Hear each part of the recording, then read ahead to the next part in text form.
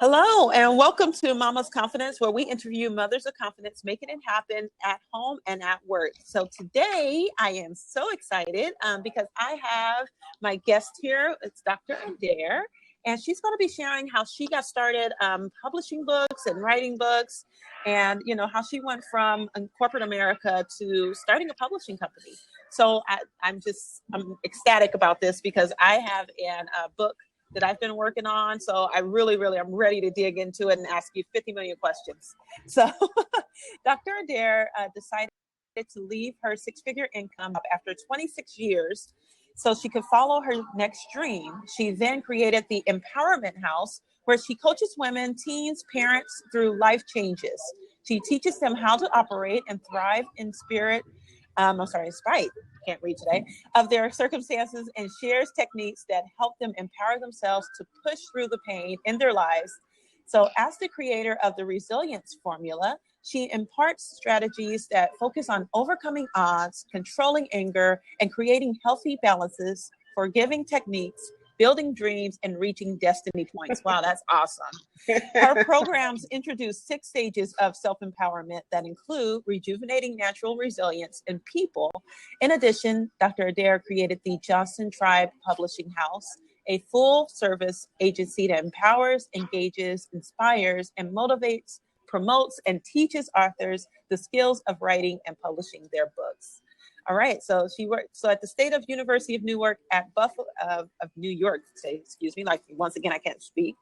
At Buffalo, she's a graduate and earned a PhD, a certificate of advanced studies, and a master's degree.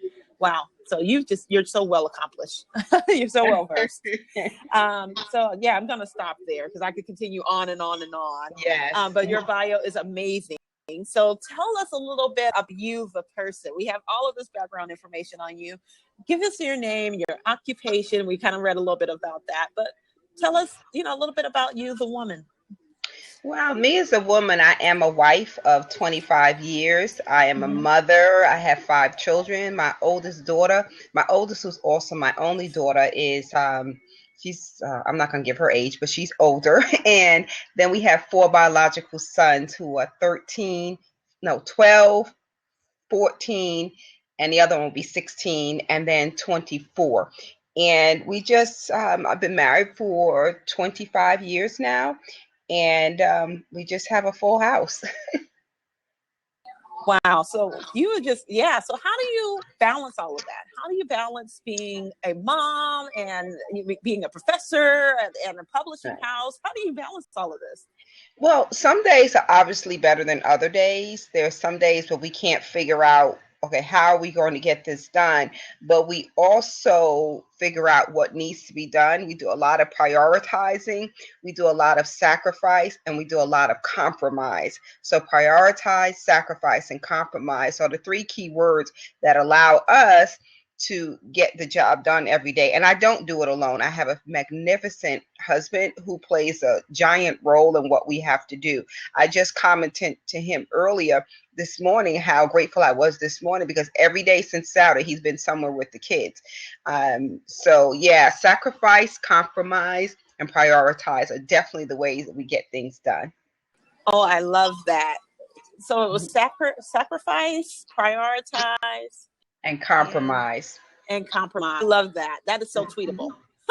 I love that. Okay, so how did you decide to do this? What gave you the confidence to say, you know what, I'm gonna get started. I'm gonna, number one, to continue on in your continue your education while having children, and then number 2, how did you decide to become an author or become a publishing house? Well, the answer to your first question, my first dream was to become a school counselor, and the only way I could get that done is to complete my educational process. And I always knew that I wanted to be a doctor. I just didn't narrow down what type of doctor until I was in undergraduate school. And so even though I had the dream of being a school counselor, and I knew the schooling at the minimum was a master's degree level, I knew in order to be a professor to teach doctoral students, I would need a doctorate to do that. So that was my second dream. The first one was to be a counselor. The second one was to be a professor. And then I've been writing since I was a child. It's in my blood. My dad was a prominent writer. We're Bahamian. We're Bahamian. I'm a Bahamian American, and my dad was a prolific writer in the Bahamas. And until the day he died, he still had a column in the newspaper twice a week. And so my sisters write, my brothers write. Some families dance and sing. Our family, we write. So I've always written. Well, it wasn't until the latter part of my being a school counselor that I decided that I really have a story to tell, because people would always ask me, how do you do it all? Because it was a time when I was working full time as a school counselor, leaving there and going to be a professor full time. Fortunately, with being a professor, I can choose my hours. My children were young, so I didn't have to be so many different places as they do now.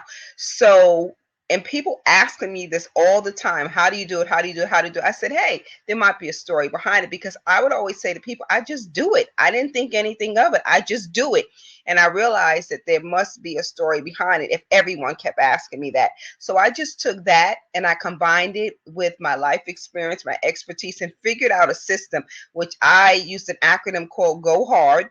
And with the Go Hard system is how I taught people that you can thrive, survive, and be successful despite and in spite of whatever's going on in your life. And I took that acronym, I took that system, and I created the book. So it all kind of came together. It was the answer to the question, and I was able to answer the question through my writing, if that makes sense. No, that completely makes sense. That's awesome. Wow, that's amazing. I love that. You said the Go Hard system. So give me a piece of what the Go Hard system, without giving away too much, because you want them to buy the book, of course. And is the book available on Amazon? I lecture. I'm sorry? Is the book on Amazon or? Oh, yeah. I have 7 books, and they are all on Amazon under a. Wow, 7? Yeah, I have 7 books. They are. And they all fall under the task of get over it. Actually, I have on my t-shirt, get over it. Oh, you have t-shirts too? Oh, yes. Oh, yeah. Okay, got to get one of those. And what I teach is, despite and in spite of whatever you've gone through in your life, you can get over it. And here are the steps to teach you how. And Go Hard, the G is getting over yourself. The O is overcoming your odds. The H is heart, hesitancy, and healthy balance and hustling. And the A is anger and artillery. The R is restoration, rejuvenation, resiliency. I can't remember everything. And the D, the D is dream, depth, and destiny. And so with all of those, I use life experience and other concrete examples to show people, if you go through these things, if you can get over yourself, if you can overcome your odds, if you can control your anger, if you can do all of these things, then you can get over it. And when you can get over it, you can get through it and keep it moving. Wow, I love that. Now, to just go over a little bit and backtrack just a moment, the Go Hard system is something I live by every day, you know, and it really, truthfully, I didn't have it defined. So every time I'm one of those, I'm like, yeah. Exactly. And it's so funny because yesterday, I also do some work in the juvenile detention center, as well as I do a workshop for our teens here at the continuation school. And we talked about anger and how to, you know, and then and it's funny because they had a situation that came into our classroom, and, you know, and it had to do with, you know, both of the sides were upset and angry because they got called certain names. And it's true. You have to control it, and you have to be able to control yourself in that situation, because you never know what word is going to turn someone off. And you know, they really truthfully didn't mean to hurt each other's feelings. They were just kind of playing around, but then they got serious, that type of situation. And you know, one of the girls started to cry, and upon seeing the other girl cry, the other girl kind of, you know, was like, oh, you know, she's like, I'm sorry, I didn't know it affected you that much. So it was really good. It was good. So I'm definitely going to share this Go Hard system with them. It's funny you say that, because one of the books, and I actually kind of have the books here, is set up for teens. Get over it. How to bounce back after hitting rock bottom for teens. And this book has the same let me see.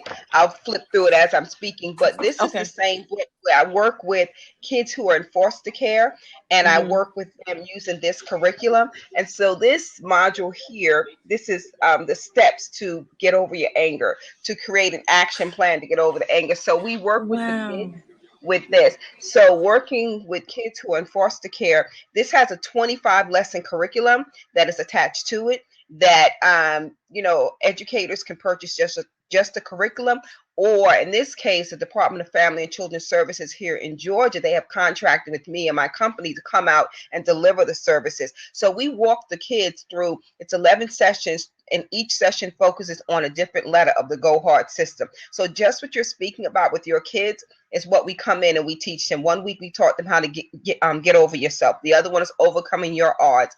We just finished the H. We did heart and healthy balance, and now in January or February, we'll be doing the A's with anger and artillery. So anger is a big thing in my work as a school counselor. Oh my gosh, I spent so much time working with kids and teaching them how to deal with anger. Yeah, and that's so true. You're hitting the nail right on the head, because what I find is, not to deviate away from the interview at all, we'll close it up and go back to the interview in just a moment, guys. Bear with us.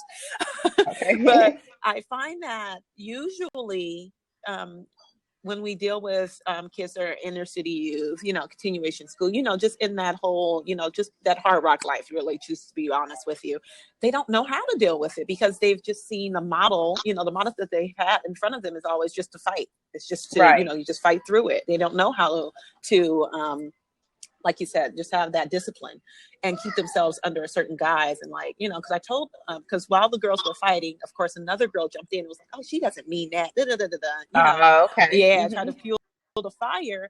And I started to say, and I told her, and I said, you know what? This wasn't a conversation, that you should have ejected in. And then the other girl started to get into it with her. And I said, you know what? You could have ignored her.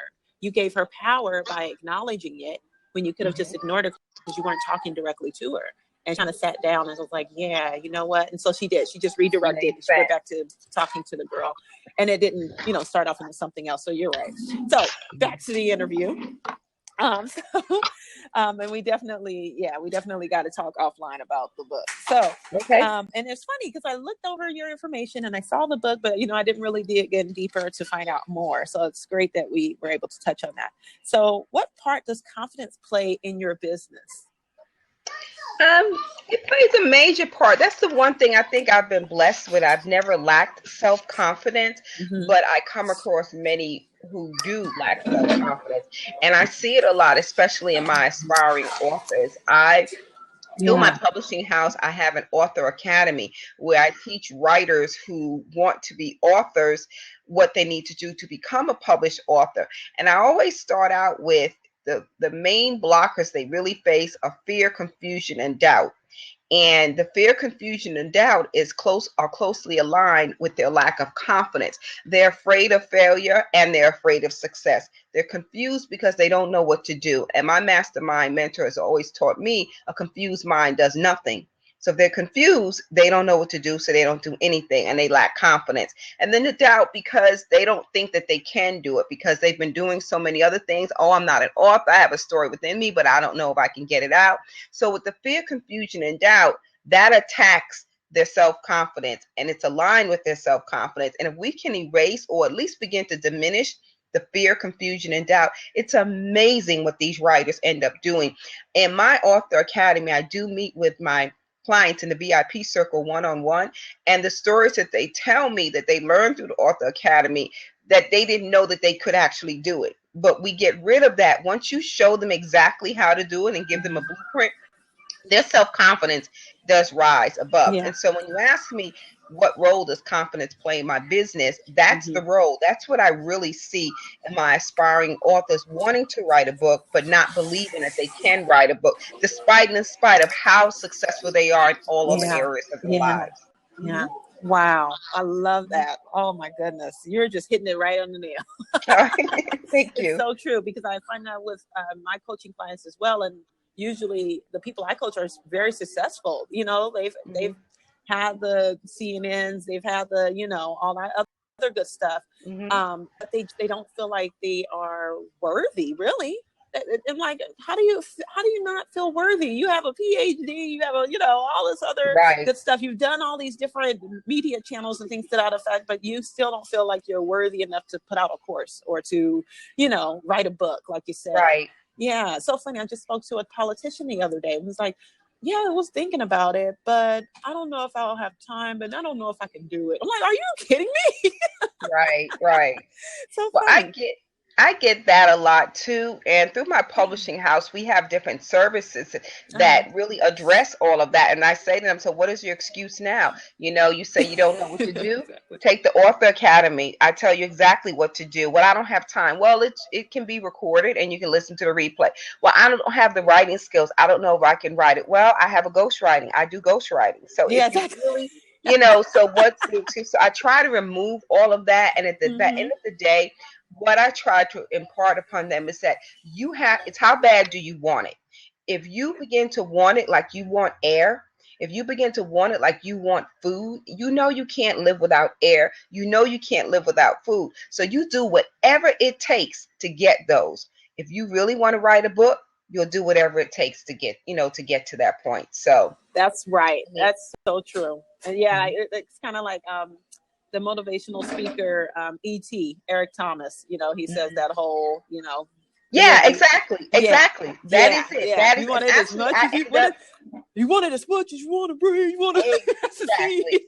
I show that video. I Yeah. show that, and I teach leadership classes at the university level as well. I show that to them. I show it to my authors and say, "This is how bad you have to want it." I did a keynote speech in Buffalo a couple of days ago, and I showed the video to those college students. Like, come on now, if you want this, you have, how bad do you want it? That's what it ends up being. Yeah. Exactly. Yeah, I have a horrible impression of him, but it's definitely. I tell my husband that all the time because I've shown my husband those videos, and Hmm. yeah, and I'm just like, "Do you want it as much as you want to breathe? You want to succeed? Do you want to Exactly. get it? You gotta go get Exactly. it. Get it right now." And he's Mhm. like, Exactly. just stop." But yeah, so anyhow, yeah. So all right, so like, ask you how you balance it all. So what motivates you? How do you stay focused? Oh, I do struggle because I have so much going on. I stretch 24 hours into 28 hours every day. But one of the key things that I love is I do what I want to do when I want to do it. But Gotcha. I do what I have to do before I do what I want to do. So, if that makes sense, and some days are easier than others, but then there are days when it's go, go, go. I work a lot with lists, and what motivates me is looking at the end product. I do a lot of what they call the backwards design, beginning with the end in mind. And so I kind of work backwards. I see what is due when, and that's where my lists come in, and I kind of work backwards from that to make sure I fulfill the list. So some days I'm more motivated than others, but sometimes it's a bit of bit of a struggle, and I don't have a clear cut formula as to how do I fix it. I just try to kind of make it work. Some days are just better than others. Like today was one of those days where I had a couple of appointments, but because of my vertigo, I canceled. There's no way that my brain could even think, could process. So. Oh, wow. Wow. Well, I love that. Working with the end in mind. You said it's backwards design. Is what It's you call called it's a marketing, a business concept called backwards design. it. Okay. And what they do is here's the end product, and then they Hmm. create the system that leads up to the product. So what I do with my authors, they tell me they want to release a book in May. So Hmm. now if you said May 1st, now here are all the things that have to be done in order for you to make that May 1st deadline, and then we plug in the dates to get it done. So you begin with the end in mind, knowing I want to release this book in May. Here are the steps that have to happen, but you start with the end, so you don't start with the beginning and then create the end. Hmm. That makes sense. But Yeah. it's a business corporation thing. Yeah. That No, I've alone, heard of it. I have heard of it, yeah. but I haven't heard of the name for it. Oh I yeah, thought, it's a yeah. backwards Hmm. design. Okay. Okay. Yeah. No, I hadn't heard of the name of it, but I totally, Yeah. yeah. No, that's kind of the way that I started now because I used to start with the idea first and then, okay, now let me figure out how I'm going to make it happen instead of thinking it backwards. And I've heard it Right. said over and over and over again, and I never really understood it until it hit me the other day. And I was like, oh, that's what it means. So if someone Yes. like you would have explained it to me, I would have been like, okay, I get it. But you always hear someone say, start with the end in mind, but they don't really Yes. explain it. They don't Yes. really explain what that means. Yes. That's what it means. Hmm. All right. So how do you stay mentally fit? In your self care. We talked a little bit about your self care, but what do you do to take care of yourself? I live with lupus, so again, that's a day to day. Living with lupus is day to day, and so I'm really careful about it. I don't like the gym, but I'll go because the doctor says I have to go, but it's definitely not my cup of tea. But mentally, I don't. I don't know. I read a lot. I am an intellect by nature, so my brain requires food, intelligent things. So I Yeah, find yeah. myself. People think I'm crazy. I decided maybe about a month ago that I was going to reread Jonathan Kozol's *Savage Inequalities*, and the reason why I decided to read that because in teaching graduate school, one of my students selected that book, and as she's writing about it, in order to respond to her and relate it back to qualitative research, I needed to read different parts of it. So now I'm rereading Jonathan Kozol's *Savage Inequalities*. It just takes my mindset to a whole different level that has nothing to do with writing, nothing to do with publishing, but everything to do with my doctoral degree, which is in urban education. So just challenging my mind to keep moving in different places, I think motivates me because I think I almost am reading this book now to say, do you still have it 20 something years later? Does your mind still work like that? So I would say something like that is motivating to me.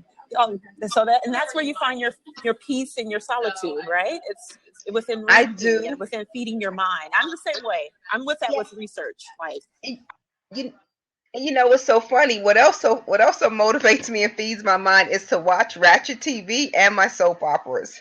People say, why do you watch that? I said, because it's a reminder of how we should never, ever, ever be. And then in watching my stories, my soap operas, I've watched them like my entire life. It just release. I don't have to think about anything. Everything I do requires a thought process. And when I watch my stories, General Hospital and Young and the Restless, I don't have to think about anything. I can just be. So in a weird way, it's my period of rest. It's my peaceful place, my peaceful time to watch my stories. It really is. And even Ratchet TV, that's a peaceful time for me because it makes me laugh. It's like yeah. watching comedy. Well, it's definitely escapism. It Yes, most definitely yes. is escapism, and I've kind of pulled away from it just because I've just been so busy. But yeah, Right. I'm the same way. I love me a good, ratchet show every now and then. Exactly. Like you said, it definitely serves as a reminder. It definitely Mhm. does. And it also serves, I think it also fuels me to keep going because I know that there's people out there that need help. They need assistance. They Exactly. need me to, be that positive voice in a world full of chaos and just, someone that looks like them and can, portray that to them in a way that they understand. Okay. So give us one tip on how to gain confidence. What's one tip you would have on how to? I would say the biggest reason why people don't feel they have the confidence to do something is because they don't know how to get it done. When I talked to you earlier about fear, confusion, and doubt, I would say dealing with the confusion, being able to see what is your dream. People don't know what they want. If you're clear, if you have clarity and precision about what it is that you want, then you can create an action plan in order to obtain it. If you create that action plan, you'll start to feel more confident because you break it down into smaller chunks and it doesn't look as overwhelming. Again, going back to my example of writing a book, people have dreamed about writing this book, but they don't have the confidence to do it. But once I step in and coach them that if you want this book released by June, here are the steps we have to take to release the book. They'll start to build up that confidence and think about, I can do this. And also, one of the things I tell them, and they say, well, I don't think I can write that much. Well, if you make the commitment to write 1 page a day, and it doesn't have to be 1 page, I'm just using that mathematically. If you write 1 page a day in 120 days, which is 4 months, you will have a 120 page book, which is a book. So in 4 months, you have written a book by writing 1 page a day. And so in those 4 months, so from now, let's just say 4 months takes us to what, April? So April, you have your book written. So between April and June, you're editing, getting the book cover out. Finishing up your book cover, you are doing your marketing so that June 1st, you're ready to release. But people they have more self-confidence believing they can write 1 page a day than 120 pages as a whole. So Wow. in order to build self-confidence, using that example, I would say you have to attack that confusion and create an action plan as to how you're going to get things done. Even if it's not a tangible item that you want to create, if you have self-confidence about lack of self-confidence about the job that you're doing, the position that you're in, recognize what is it that you want to learn how to do that will give you the confidence that you're looking for. Once you know what it is that you want to learn how to do, now we have to figure out the steps to learn how to do it. Those little things, breaking things down into smaller chunks, I think makes it more attainable, and then you can start to feel better about yourself and increase your self-confidence. Say, one of my little sayings is laughter, prayer, and action. And I believe that's so true, and if you don't believe in, religious standpoints, you can also do just meditation, that laughter, meditation, and action. But you have to take those actionable steps, like you said. If you don't, then there's nothing that's going to come of it, Right. And just be confident in yourself that you're worth it. I think that's Right. a big piece of it as well. Exactly. So that was great. You are just hitting it just out of the park. I swear. Thank you. I am so inspired right now. I want to go write a book. One thing I tell a lot of the clients that I coach as well is that they can speak it. You can use audio on your phone and just talk about, and then go through and just re-edit it. Use the audio on your phone and put it into your Word doc or even in an email, body, and just speak the words into text so that you can get it out. So. Yes, that's great. So if there was one thing you would like to share that would motivate a mom or a dad to start a business or go back to school or become a coach or become a speaker or whatever, what would that? I would say find out how to get it done. Again, hitting that confusion, find out what it takes to get it done. Don't just dive in and not know what you're diving into, because once you get confused, again, a confused mind does nothing. So you'll just wallow around in your self-doubt, and then you'll be fearful as to what tomorrow will bring.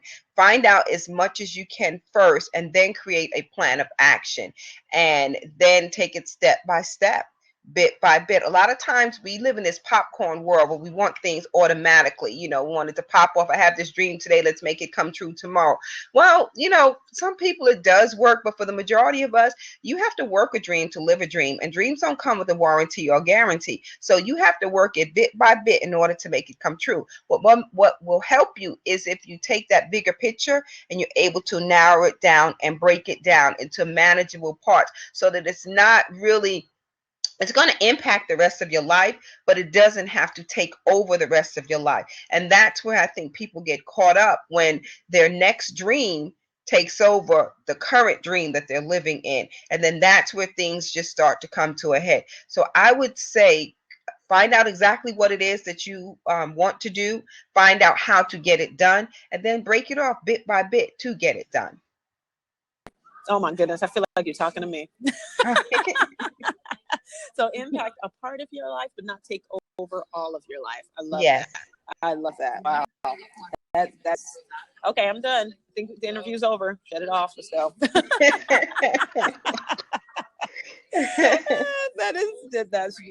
just, that totally just smacked me in the face, because it really truthfully is the life that I lived. I tell you, and I think that's most of us, right? As creatives and as, just idea-driven individuals, we have all of these ideas and all of these dreams, and especially as being a mom, and then you have your household responsibilities and, your duties and tasks that you need to take care of at home, but you're inundated with all of this information, and you're like, I can do this, I can do that, I can do this, I can do that. So you're moving from one thing to the next, and you didn't even finish the first thing.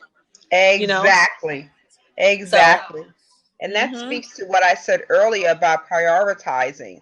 Prioritize, sacrifice, and compromise. Those, beyond just working with your family, whatever you do, that comes into play. As much as I love to write, I also have found myself in a position that I fell into in teaching others how to write and publish. And that wasn't my initial calling. I wanted to write my own books. That's why I wrote 7 books in 3 years. Okay, this is what I do. I want to write.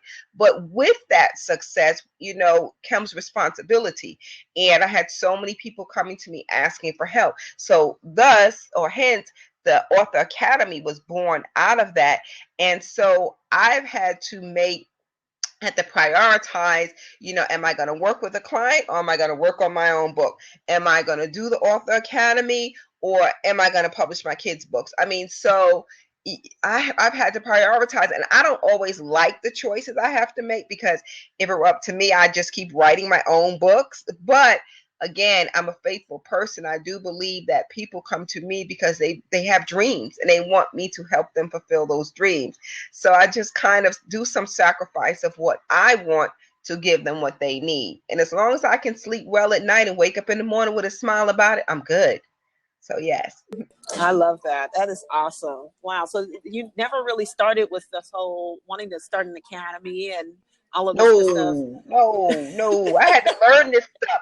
I invested, lots of money to learn what I learned, but when I was investing the money, it was because I was publishing my own books and wanted to make sure that I was publishing correct, because I had dreams of being a bestseller. And I must say 6 of my 7 books have been bestsellers. I want to say 3 or 4 of them have held the #1 spots. So I needed to learn how to do that.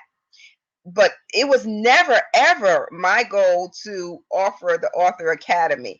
And when I initially offered it, it was like way underpriced. And I got a lot of backlash from my mentors saying, what are you doing? And I'm still not comfortable with the whole pricing thing. But one of the things one of my mentors said to me is that you have to know your value. You have to know your worth. And what is valuable to you, what is worthy to you, that's what you put the $ next to. What I realized in the past couple of years, my time is the most valuable thing that I have.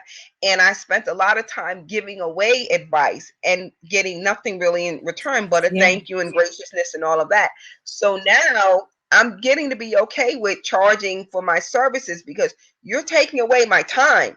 And my time means I could be writing my own book or helping my children with their 2 books that they're writing. Exactly. So you got to find that happy place, happy medium, with knowing your value, knowing your worth, and walking in your purpose and living in your passion. Wow. Yeah, I love that. And you know what? I had the hardest time charging too. And at first I was like, oh, it's okay, And then I started to see how much I was suffering in my family. I was like, okay, you know what? And what really helped me to put it into perspective and really, bring it to the forefront for me was that, like you said, time. But it wasn't time for me per se, because I feel like, oh yeah, I can give away my time, but my kids' time, the time that I spend being away from my children. So that's what really drove me. And it was like, oh yeah, no, that's like, you're not paying me, you're paying my children for the time they have to be away from their mother. You're making sure that they're taken care of. So that's what put it as perspective for me. So I was able to, get out there and do what I needed to do.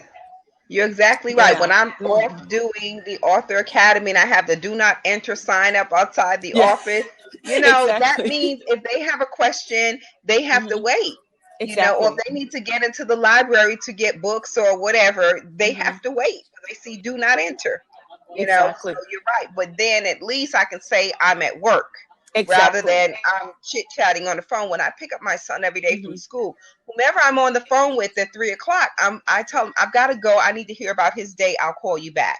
Now, this may be, it might be 2 minutes where he's like, I'm fine. Everything's fine. Or, nothing happened. I didn't learn anything. Or it could be a long story about how he got hit with the ball and this one took his lunch and he didn't do that.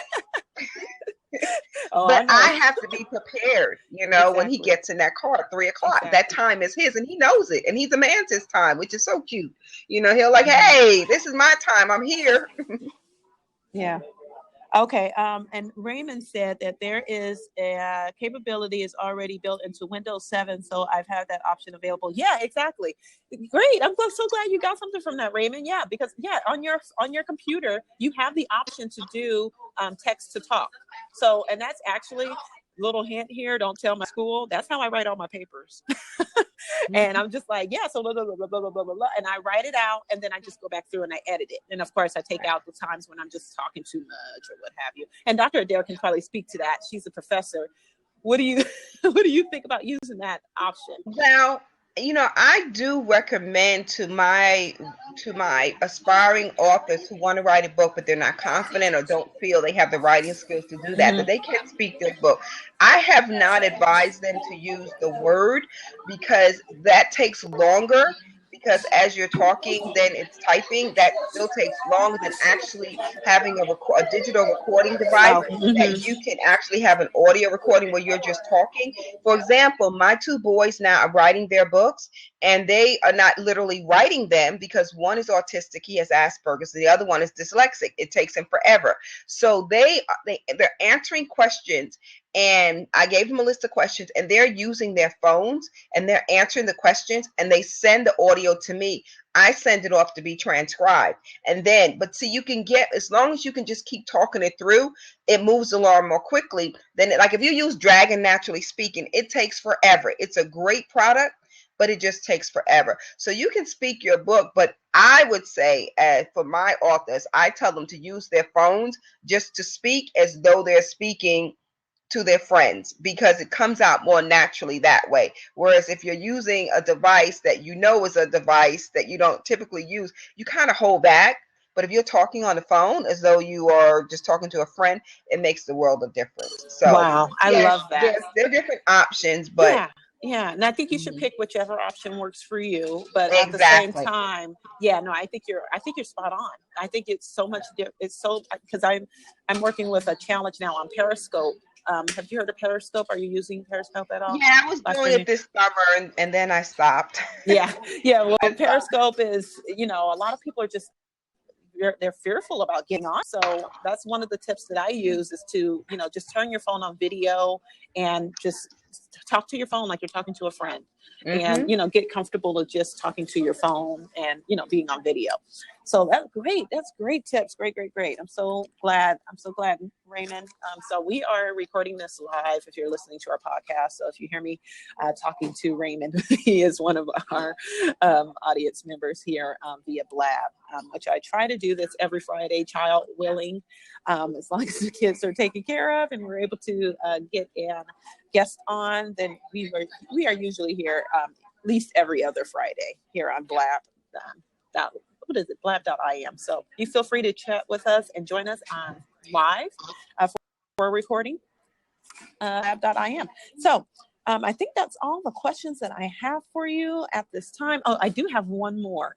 What is one thing that your children have done to either embarrass you or to make you just laugh hysterically? Either a good time or a bad time with your children. Oh gosh, my kids are just jokes all over the place. They think I'm a joke.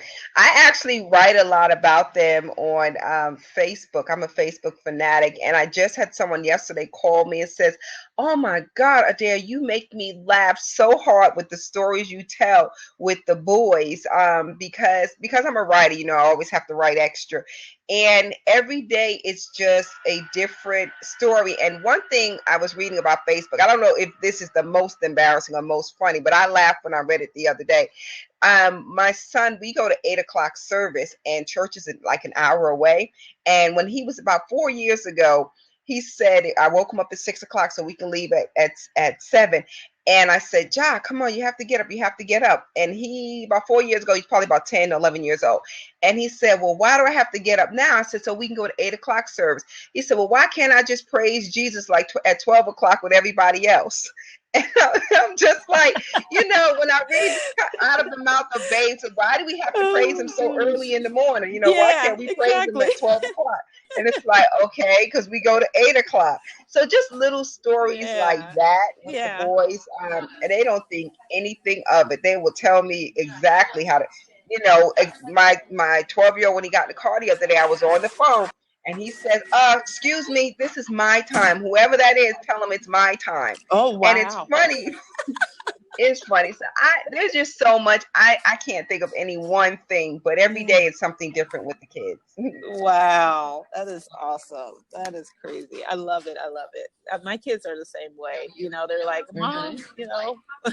So I try, Yeah, like you said, I try when I drop them off in the mornings, and then when I pick them up, I try to just make that our time to kind of connect.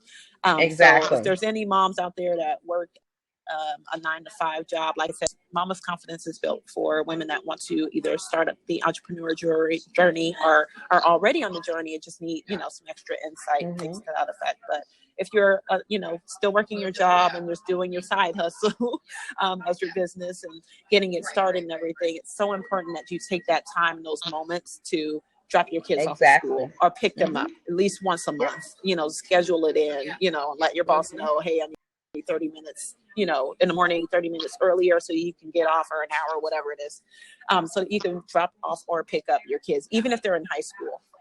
Because it's really just truthfully important, and they really enjoy it. Even if they complain, they really do enjoy it. Hmm. They love to see you there. So that's just a sidebar I wanted to add on since we had the whole pick up and drop off conversation. Yes, yes, All yes, right. yes. So if there's any other questions, Raymond, if you have a question, if you'd like to take a seat, and you can feel free to do so. And if we don't have any other questions, then I'll give him a minute to respond. He's probably out searching and Googling how to speak that book out. All Yeah. right. Well, all right. So go ahead and tell us, Dr. Adair, how can we get in contact with you? How can we reach you? I'm on Facebook. I do have a Facebook group, Dr. Adair White Johnson, my name, Okay. Okay. and I'm also on. You can follow me on Twitter at Dr. underscore Adair. I'm also on Instagram, Dr. Adair WJ. Okay. You can follow me. But if you're interested in any of my books, you can go right to Amazon and you put in Adair White Johnson. That should take you directly to my author page. You can read more about my books. If you're interested in writing a book, I have different programs. You can certainly reach out to me via email at info@Johnson Tribe Publishing. Okay. Um, or I don't know if you have a way to share with them or my email. Do Yes, I you? will have all of your information in our show notes here for Okay. YouTube, Okay. and I will have the Awesome. information in the podcast note of our podcast as well. Awesome. So, So I we like to have put it at all facets. If you want to read, I try to transcribe. If you want to watch, I like to awesome. put it on YouTube. If you want to listen, I put it on podcast. Awesome. That's great. Whichever way So, you learn, I like to be accessible. So, yeah, yeah. so So just go ahead anybody and recap the Go Hard really quick before we end. the Go Hard system is G is getting over yourself, O Mhm. is overcoming your odds, H is heart, hesitancy, healthy balance, and hustling. R is resiliency, restoration, and something else. And the D is dreams, depth, and destiny. And that's Wow. the Go Hard system to teach you that despite and in spite of whatever you've gone through in your life, if you can do these things, you can get over it to keep it moving. Awesome. I love that. And that's a great way to end this. So thank you so much, Dr. Adair, for sharing your information with our moms and our dads. Okay. And welcome. And thank you so much for just being here on Mama's Confidence. If you want All to right. contact Dr. Adair, like I said, I'll have all of that information posted down below in the show notes. And you also have the Awesome. Facebook group, which is your name, correct? Where they can join Yes. via Facebook Yes, as well. exactly. I'm Exactly. definitely going to be in that group. So if you want to contact us, I'll be Awesome. joining it later on today. All right. Thank You you were so very much. strong. I really appreciate you. Have a wonderful, wonderful day, everyone. You do the same. My Goodbye. pleasure. Bye bye. Remember to go hard. Yes, go hard. Have a good one. Okay, Bye-bye. bye bye.